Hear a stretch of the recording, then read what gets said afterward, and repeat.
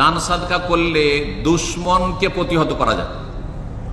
আপনাদের অনেকের দুশ্মন আছে, হ্যাঁ, দুশ্মন আছে, জীবন নাশ করে দেবে, মেরে ফেলবে, এরকম হয়তো আপনার ঝুঁকি আছে। আপনি আত্মরক্ষা করতে চান দুশ্মন থেকে, মানুষ শয়তান, জিন শয়তান, মানুষ দুশ্মন আর জিন দুশ্মন থেকে, তাহলে আপনি বেশি বেশি দান সাদকা করুন।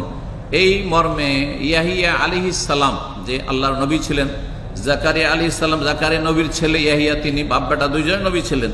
তার থেকে একটি রিওয়ায়াত বর্ণিত হয়েছে, তিনি বলেছেন তোমাদেরকে দান সাদকা করতে বলছি। দান সাদকার উদাহরণ হচ্ছে যে এমন ব্যক্তি, যে যেই ব্যক্তিকে কামাসালি রাজুলিন আসারাহুল আদু, শত্রুরা তাকে বন্দি করে ফেলেছে আর তার হাত পা সব বেঁধে ফেলেছে, আর তাকে এখন মৃত্যুদণ্ড দেবে।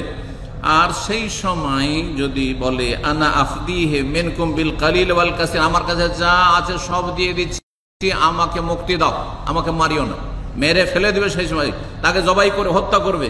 কিন্তু সে বলছে আমি তোমাদেরকে মুক্তিপণ দিচ্ছি, আমাকে রক্ষা করো। ফাফাদা নাফসাহু মিনহুম, তাদেরকে যা কিছু দিল তাতে তারা রাজি হয়ে গেল, আর দিয়ে সে মুক্তি লাভ করলো, তার প্রাণটি বাঁচলো। ঠিক ওই রকমই একজন মানুষ বালা মুসিবতে যখন পড়ে বা দুশ্মনের যখন আক্রমণ হতে যায়, তখন দান সাদকা করলে আল্লাহ রাব্বুল আলামিন তার হেফাজত করেন।